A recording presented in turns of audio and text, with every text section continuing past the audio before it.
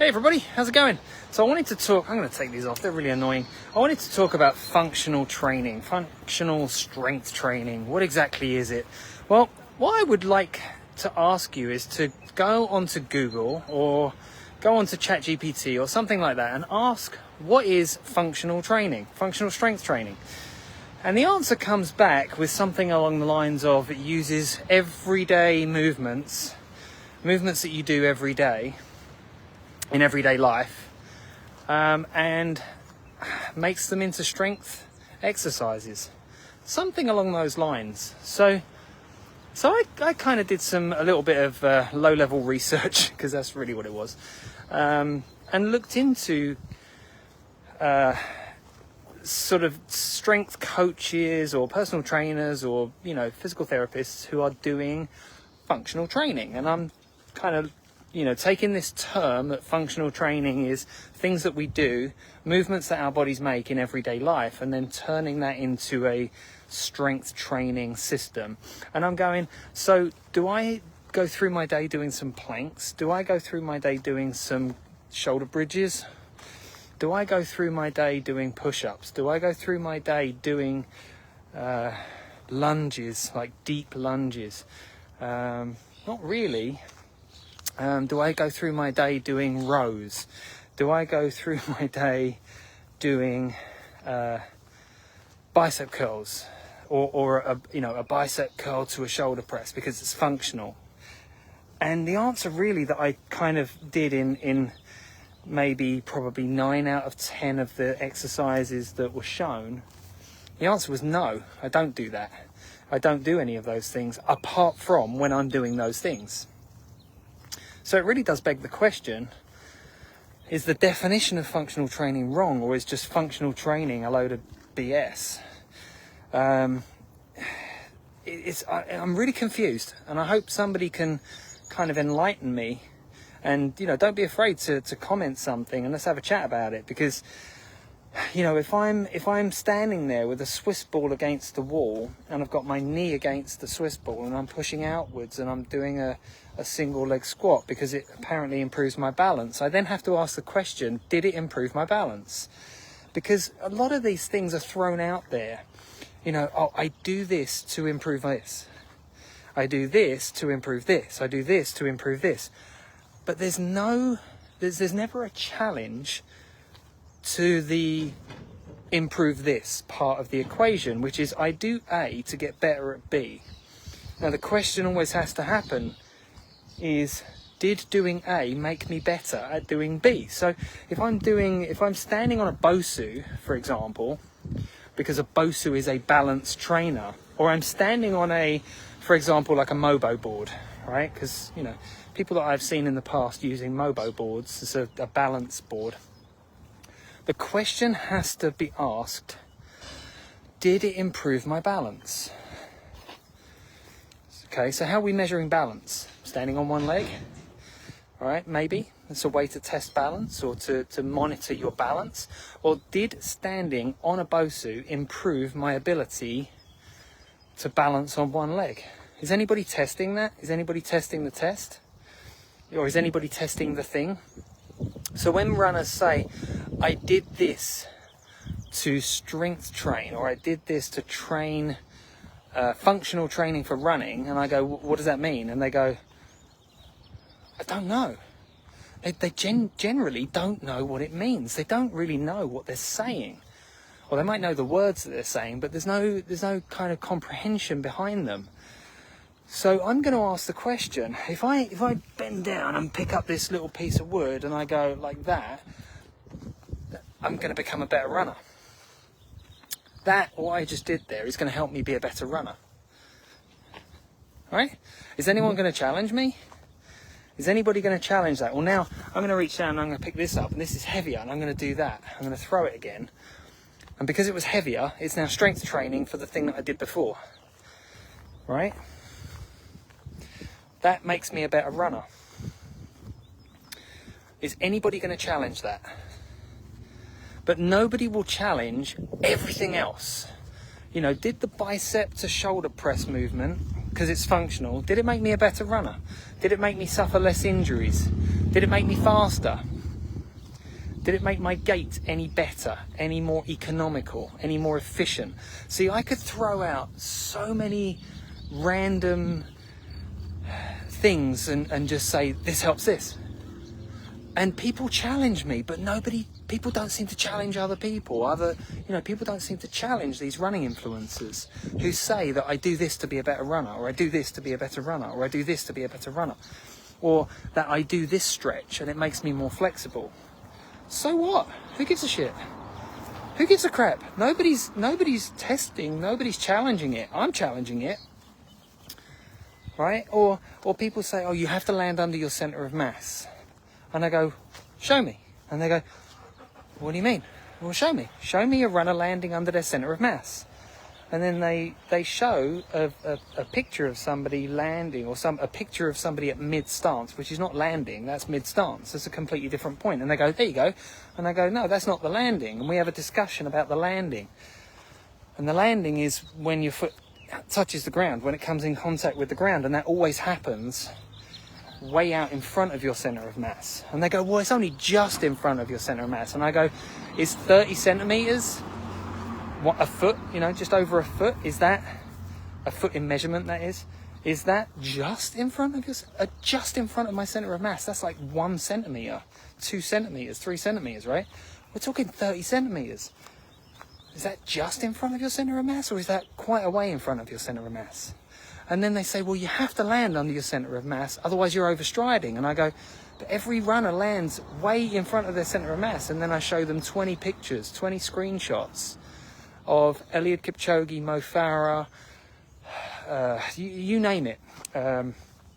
All of the pro runners, Asefa, all of these pro runners landing way in front of their center of mass. And they go, oh yeah, they're overstriding. And I go, so every single professional runner, even Usain Bolt and Noah Lyles, they're all overstriding, right? Okay, so what's the definition of overstriding? And they go, well, landing in front of your center of mass. And I go, so they're all overstriding? And they go, yeah. And I go, then show me someone who isn't. And they can't. So it's like when we get to these kind of challenges of challenging the status quo, basically challenging the bullshit that's out there, we have to start challenging things, because otherwise we don't change, we don't get the answers, we don't get the actual information that we need and the results that we want. Because, like I said, I could just say, well, do this to get stronger.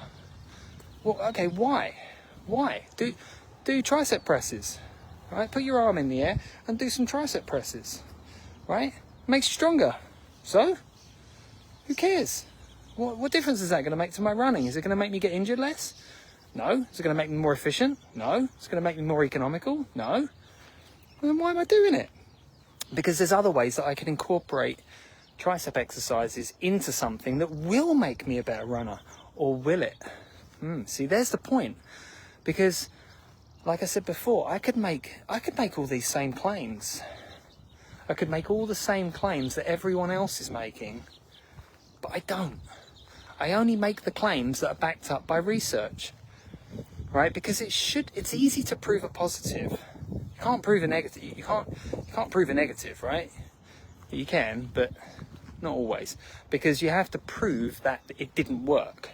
So you have to test it, and then the theory is it doesn't make you. Right? So that's the positive. The positive is the outcome that didn't happen. So you kind of can, but it's not as easy just to prove the negative that it is to prove the positive. So when I challenge people and I say, well, do you have proof that improved that? Or do you have proof that being more flexible makes you less injury prone? They go, well, it's just you've improved your flexibility. It must be a good thing. And I go, why? Why must it be a good thing? Because it makes me better at yoga? Or because I can now do a party trick? Right? You've got to start asking the questions. Start asking the questions and start challenging people to answer the questions. Right? With actual evidence. Like when people say, oh, you need stronger glutes to run faster. And I go, why? Do you really? They go, yeah. And I go, why? And they go, well, you just do. And I go, So you're telling me to just have blind faith? And then when I show them the research, that the glutes, even in a sprint, only really, the glute max we're talking, only really produces about 2 to 2.2 times body weight in force. And for example, the psoas or the iliacus as a combined pair produce 9 times body weight in force for a muscle that's probably about maybe a tenth of the size of the glute max. Right? So a muscle that's a tenth of the size is producing what, 4 times, about 4 times the amount of force, right? So it's 40 times more powerful, or it's being asked to produce 40 times the amount of force. If it's a tenth of the size and it's producing 4 times the force, right? And it's only for that movement. And it's only because of the speed of the movement, because remember, the weight of my leg doesn't change. What changes is the speed, okay? So, do I need to have strong glutes to run faster? No, I don't. They're already strong enough, because I can already sprint. I can already pull out a sprint right now, and I would never be able to run a 5K at that pace, at that speed. So do my glutes need to be stronger? No, they don't. They're already strong enough to sprint, right? They're already strong enough to make me run at a 4-minute mile pace, but I can only run at that pace for 100 meters. Yeah, I can run a 4-minute mile pace. I can run a sub 4-minute mile pace, but I can't do it for very long. And that's the problem, because people are thinking that I need to have strong glutes to run faster. And then the answer, you don't. Firstly, you don't. But secondly, the glutes don't do that much even at a sprint speed. And we're talking elite sprint speeds here. Okay, they only need to have the capability to produce 2.2 times body weight of force, because they just don't do very much. In running, they don't do very much. Now, in squatting, they do a lot, because they are loaded and demanded to do a lot in squatting, but in running, they're not. Okay? So, I asked the question, what is functional training? And the answer I got was, it's taking everyday movements that we do and putting them into a workout to make us stronger in those movements. So the question I then had is, well, what's your functional strength training program look like? And what I saw was a load of people laying down on the floor on their backs with dumbbells. So remember, the floor is going to restrict how far the elbow goes back. And then they're doing this with a dumbbell. And I'm going, how functional is that? How functional is that? And I go, when did I last lay on the floor with 2 dumbbells in my hand and do a chest press with those 2 dumbbells? When did I do that? Never. I've never done that, because it's stupid. It's a dumb exercise. It's a completely dumb thing to do. Unless, of course, you've had a shoulder surgery, then it's debatable. Okay? But it's a really dumb thing to do. So then my brain goes to, and this is where my brain goes, because this is how my brain thinks. Oh, so functional training is dumb. I don't believe that functional training is dumb. I believe it's misunderstood. And I believe it's misapplied. That's what I believe. So functional training that most people are doing is misapplied, misunderstood, and at best done poorly. So you've got something that's misunderstood, misapplied, being done poorly. That doesn't create a good outcome. It's a bit like when people shorten their stride to increase their dysfunctional stride. Now you've just got a short and dysfunctional stride. So now you've got 2 problems. First is it's still dysfunctional, and the next one is it's shorter. That's not going to help you. All right. So what is functional training? Apparently, it's movements that we make in everyday life and then put into a strength training program. So if the answer is, well, I lay on my back and I do chest presses, or I go face down on the floor and I do planks, or I lay on my back and I do shoulder bridges. If that's what you do the majority of the time in your life, then that functional training is going to be fantastic for you. Okay? If that's not what you do for the most part of your life, because I don't know if you're like me, because you're watching this video and you're a runner, then probably you run a lot. And if you run a lot, you probably walk a lot as well. Probably walk around a lot, like I'm doing right now, just walking around. So is laying down on the floor, face up, doing a chest press with 2 dumbbells in limited range of motion, is that functional? It's not even functional for the shoulder, right? Now, if that's functional, I have to add something to the other side of that equation, which is a row.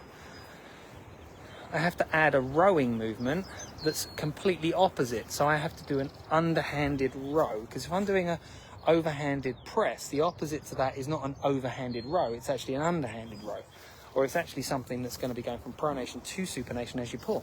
So are we doing that to oppose it? Probably not, because I didn't see that when I looked at this functional strength training program. All right, so this is when I challenge the status quo, and I'm totally fine with doing it. I don't expect everybody to challenge the status quo the way that I do, because I've been doing this for 25 years or more, and I have a lot of education in kinesiology, NASM CPT expert certifications. I have all of this stuff. So I challenge it, and I expect that if you're bringing a functional training program to me or to the world, I expect it to do what it says on the tin. And that's the problem, is that what I see is runners doing, to put it mildly, stupid stuff that isn't getting them the results that they want, and yet they keep on doing it. They keep on doing it. That to me is quite baffling. It's quite mind-blowing, really. So, these definitions are really important, because what it allows you to do, I'm going to give this a little bit of context. If I went to a bank and they said to me, you're going to earn 5% interest on your money, and I go, okay, here's my money, I expect 5% interest back. Now, if they didn't give you 5%, you'd be going, where's my 5%? Why haven't I got 5%? You told me it was going to be 5% interest, right? So I should see my money grow over a period of time, right? It's just kind of obvious. But what runners do is they go, okay, here's my money, and they get nothing back for it. In fact, sometimes they even get worse results than what they got before. So when are you going to start asking the questions and challenging the questions and getting these definitions and challenging the people with a definition? So what is functional training? Right, that was what this video, this chat was all about. What is functional training? And also, what is strength training? What is functional strength training? Well, I don't know whether the definition is wrong or whether the application is wrong. Or it could be both. I'm okay with it being both, because although I am a certified NASM CPT expert, that's my certification. It's one of my certifications. I have a load of certifications. What I believe is that certification that I have and that I took and that I studied for, I didn't just take it all at face value and go, yes sir, okay, that's great, now what we need to do is just this. What I did was, I took that as education, and I now apply that to everything I do, and I use the education that I got to question things and say, well, okay, well, I know this.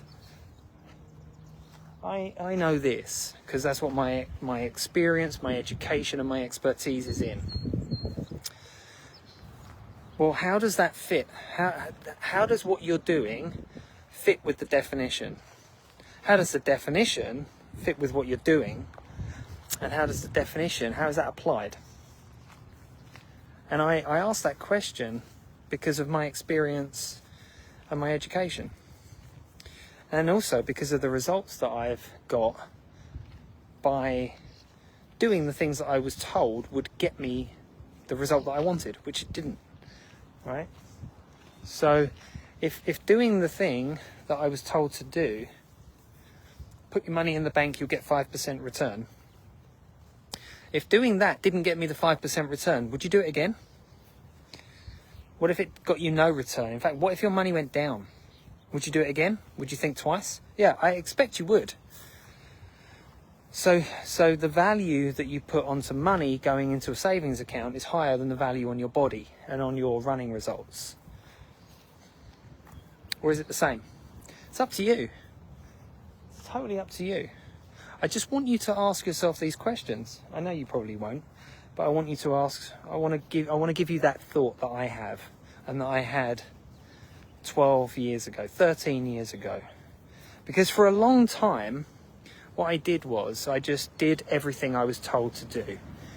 I did everything. I was in the system. I was ingrained in the system. I was an NASM CPT expert. I did the things. I used the OPT model of training, the optimum performance training model. I used all of those things. And it was okay. It was all right.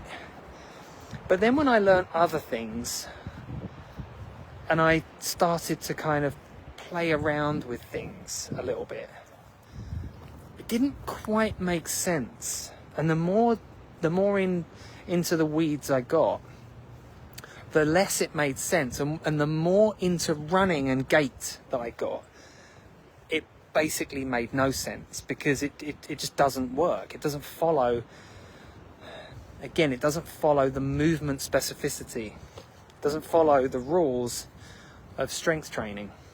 When I say the rules, what I mean is it doesn't follow the research, because the research created the rules. Well, not the rules, but just I kind of call them the rules, the 8 rules of strength and conditioning. Strength is specific to range of motion, muscles used, different muscles used. Oh, I just saw a snake. Can you see that? That's a big boy. Look at that. Whew. Wow. That took me by surprise, that did. I nearly stepped on it. I wasn't expecting it. Fun.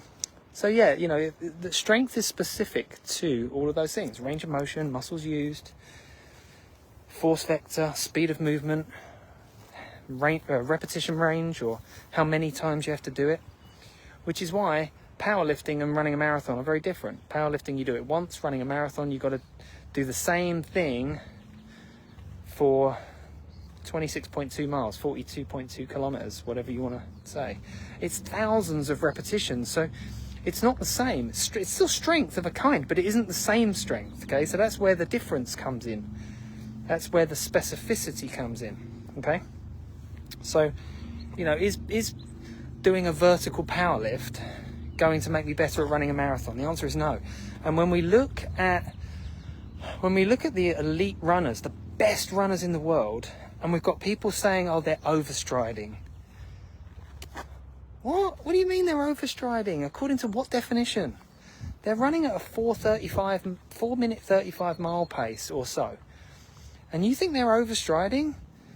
You think that stride length isn't going to change? You think that the time on the ground it's not increasing. What it is staying the same, because they move faster and they're on the ground for relative longer, right? Relative to a slower runner. They're on the ground for a bigger amount of time. A bigger amount of a bigger stride length is going to create a bigger, longer, not time, but a longer distance on the ground, right? Trying to explain that. I'm struggling to explain that one, but yeah, you have to think about it. If my stride is longer, that means I will land further in front of me, which means that my not my time, because time decreases when speed increases. It's the relative to somebody else who's running slower. That length of the stride or length of the step will increase relative to your center of mass. There you go. That's the word I was looking for. So I'll land further in front of my center of mass. I'll take off further behind my center of mass. There we go. Glad we got that one done. So it's all of these things that people don't think about, where the definitions are really important. And then from the definition, we can then start to look at whether things fit into the definition or whether the definition needs redefining. or whether we're just talking shit. All right. So in the gait biomechanics literature, there is no definition of what an overstride is. And the reason for that is because stride, like I said, the stride increases. We land, to put it the correct way, we land further in front of our center of mass, and we take off further behind our center of mass at faster running speeds. Okay, and faster running speed is stride length multiplied by step rate. That gives us our speed, and from there we can get all of the details from it, right? So again, functional training. The question is, what is it? What's the definition of it? And like I said at the beginning, the definition that I found and that I was given was, or that I've been told in the past as well, is it's everyday movements that our bodies make every day, put into a strengthening protocol, right? So then my question was, is a plank something that I do every day? No, I haven't done one for, God, I think I did one in COVID, right? Just for a laugh, and I think I lasted 5.5 minutes, having not done one for 12 years, right? I could probably do one now for 5 minutes, have no interest. But anyway, the point is that, is it something that I do every day? No. Is it something that you do every day? No. Is it something that you do when you do a plank? Yes. So if you're training planks, what are you training for? You're not training for everything else. You're training for planks. Now apply that same logic to everything else. If I do A, I'm training for A. If I do B, I'm training for B. If I'm training for B, that doesn't give me a training effect for A. It doesn't improve me at A. Unless, of course, it's also training A, right? So that sounds crazy, but it's what it is.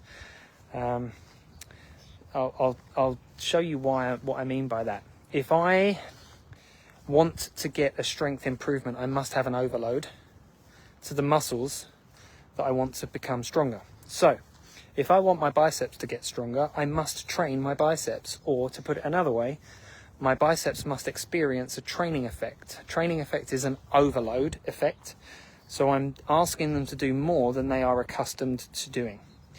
There's two ways I can achieve that. I can either do bicep curls, or I can do rows, or I can do pull-ups, or something that uses my biceps. Now, as long as my biceps experience an overload, also known as a training effect, they will grow, or they will get stronger, or both. Okay? Now, if I don't use my biceps will not increase in size, strength, or both. Or both, right? So that's the point, is that, do I want my biceps to get stronger? Yes. Do I want them to grow? Yes. Let's just say. So I must do things that make my biceps stronger and grow. Is running going to make my biceps bigger? No. Will running create a training effect on my biceps? No. Now apply that reverse logic, or the same logic in reverse, to squats or to planks. So, does running make me good at planks? No. Will planking make me better at running? No. Does planking use muscles that I use when I run? Yes. Does it use them how I use them when I run? No. Okay? Now, let's flip that onto other things. Does running use my shoulder muscles? Yes. Do my shoulder muscles become stronger or have a hypertrophy effect, a growth effect through running? No. Now flip it. Does having bigger and or stronger shoulders make me a better runner? No. Okay, right? We're starting to kind of get the picture here. So, does running make my pecs bigger or stronger? No. Does having bigger or stronger pecs make me a better runner? No. Do push-ups make my pecs bigger and stronger? Probably yes, most likely yes, and unless I got to a point where push-ups are not challenging my pecs. Does doing push-ups make me a better runner? No. Okay, so you see where we go with this. Which muscles does running utilize the most? We have all the research for that. Hamstrings, soleus, hip flexors, obliques. All right, we have all the research for that. Okay, does running use them in the same way that doing a plank does? No. Does it use them the same way that doing a squat does? No. Does it use them the same way that doing a deadlift does? No. Will doing some deadlifts give me stronger hamstrings? Yes, they will. Is it the same way that they get used in running? No, it isn't. Is it the same part of the muscle? No, it isn't. Right? So think about what happens when you run. Do I do this? Do I do a deadlift movement when I run? No. Does deadlifting give a training effect to the hamstrings? Yes. Will that carry over to running? Maybe. There's a very, very small maybe. What doesn't happen when you run is that you don't have your knee straight and your hip flexed. You don't do that very much. In fact, you know, the knee bends, the hip flexes, and the knee stays bent at all times. So the effect, or the leg moves underneath you. It moves forwards and backwards underneath you, right?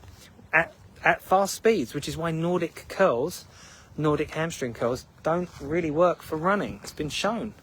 Research is out there on that, right? But people continue to shout and scream about the eccentric Nordic hamstring curl, but it doesn't carry over. The results are there, right? So again, you can continue to do these things that that are deemed functional, or, you know, using the muscle to make it stronger, but does it carry over? Because remember, strength is specific to the speed that we want to utilize that muscle at. And the reason why it doesn't carry over very well is because what happens to the hamstring when we run is not eccentric, it's isometric. And the strain goes to the tendon and to the fascia.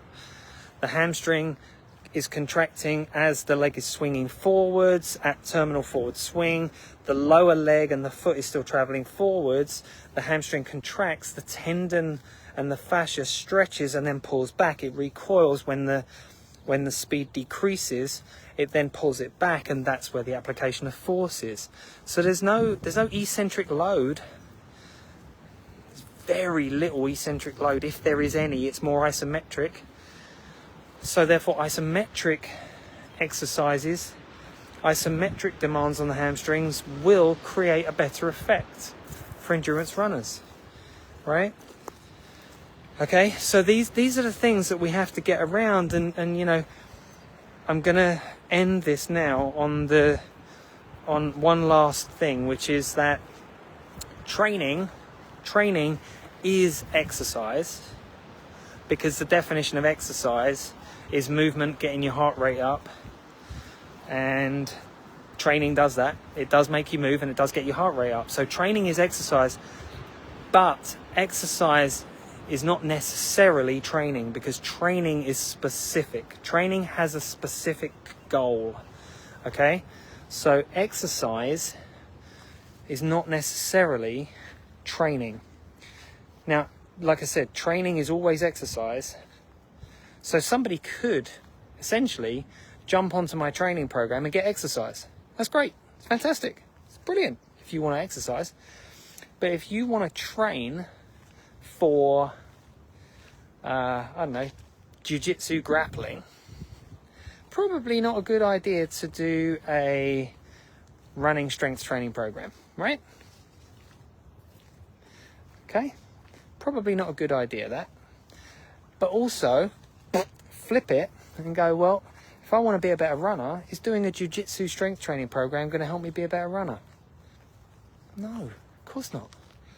Of course not, because of all the reasons I've just said. Now, if it just so happens that you have a friend who does jiu-jitsu and they're also a runner, they are also training for running by running, right? So you can have somebody who is good at one thing and another thing. I don't know whether we want to get into well, they're a hybrid athlete. No, they're just somebody who's exercising in two different ways or training in two different things. And triathletes are great examples of that because they train for 3 sports, or they train for 3 disciplines. They train for one sport, which is triathlon. And out of that, they become a fairly decent swimmer, a fairly decent cyclist, and a fairly decent runner. That doesn't mean that they're going to be great at all 3 or great at any one. Now, if they put their focus, like for example, Alex Yee, who's the Olympic gold medalist for the Olympic distance triathlon, he decided he was going to train for the London Marathon. Now, what he probably didn't do was exactly the same training as he did for his Olympic gold medal triathlon, right? Because nowhere in a marathon do you need to swim or bike. Now, also, he is also competing this year in the World Championships, right? So, in the World Championship Series for triathlon. So, he would have just dropped down his training for swimming and cycling to increase his training for running, to allow him to run the marathon. And he did bloody well. The guy ran like a 2:11 or something, 2:09, 2:11. That's incredible. That's an athlete, right? That's a serious athlete right there, right? So, these guys, these people, these when I say guys, I mean men and women, right? I'm not politically correct right there, but when I say these guys, I just mean in general. Just these guys are, they're killing it because they're training. Now, when we look at the elite runners in Kenya and Ethiopia, these, the African countries, Uganda, the African countries, they are not doing what the American athletes are doing. They're not doing it. They're not strong in terms of how much weight can I lift in this movement. They're not strong. And I think it was Gabriel, I can't remember his name, Gabriel, his name's gone from my head, posted a video the other day of him in the weight room. And I am not kidding. I think my grandma could probably leg press more than he was leg pressing. Okay, so is that strength training when it's not actually increasing the strength? No. Is that gonna help him with his running? Probably not, no. Is it doing some kind of exercise? Yes. Is it working the leg muscles? Not all of them, because we know that leg presses don't use the hamstrings because of Lombard's paradox of the 2 muscles that cross the knee. The one that has the more torque works the most.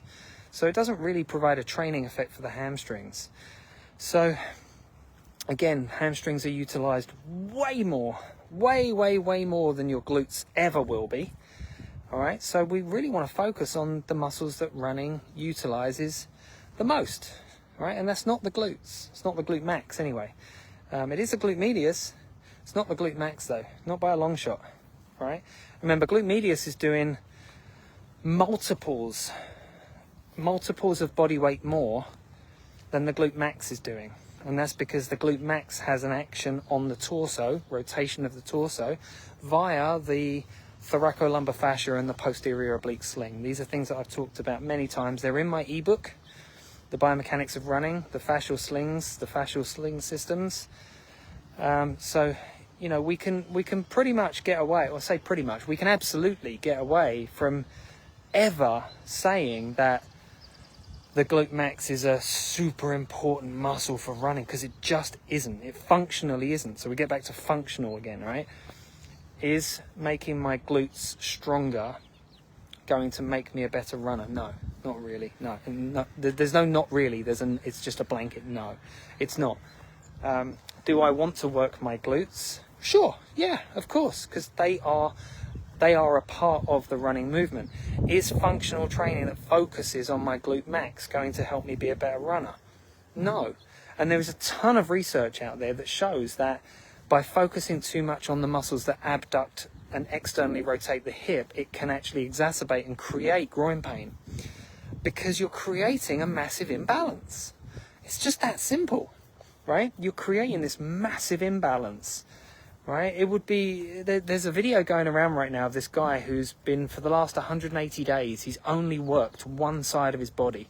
I'll do a little screen video record of that and post it, and I'll show you how he has developed one side of his body. Now, experts are saying that he is going to cause himself a lot of damage in the future, probably a scoliosis. He's going to create a functional scoliosis. He's going to have loads of issues in the future. And he's like, yeah, sure, I'm going to carry on though. And I'm not quite sure what his point is, but the point of what I'm saying is that from what we know, from research, from evidence, from experience, what we know is what we know. And what we know is that the glute max does not do that much when we run. Even up to running speeds of 10 seconds for the 100 meters. That's Olympic standard. You need to be in the top 1% of the top 1%, right? To be at that level. So even at 10-second 100 meter pace, the glute max only produces 2.2 times body weight force, whereas the hamstrings will be producing 9 times body weight in force, and the hip flexors will be producing 9 times body weight in force, and the soleus will be producing 8 times body weight in force, and the rectus femoris, I think, is 7.8 or 7.9 times body weight force. So why are we this research has been around for a decade. Why are we still focusing on the glutes? Why are we still thinking functional training is for running? Because it isn't. The only functional training for running is absolutely 100% the sling method. And the reason why is because I'm the only one who's saying about this stuff. I'm the only one who's pushing the massive boulder up the hill that I'm pushing it. And if you are fed up of being injured, fed up of stagnating, fed up of not getting faster, or always getting injured when you run faster, because that's when most people do, the sling method is what you need. All right? I have people that are using the sling method who are running 36-minute 10Ks, 34-minute 10Ks, running sub-18-minute 5Ks, and running sub-3-hour marathons, and running 100 milers, 200 milers, multiple half marathons for nearly half a year, for 6 months, running every day, right? And they're not getting injured. They're injury free. They've been doing it for years now because they've been following and using the sling method. All right? So these are the things, you have to start looking at the results and saying, well, what results do I want? What results are people getting using it? And then, changing what you're doing to get the result that you want. All right? Functional training is not functional for running. All right? The traditional functional training is not functional for running. I'm going to leave it there. Talk to you soon.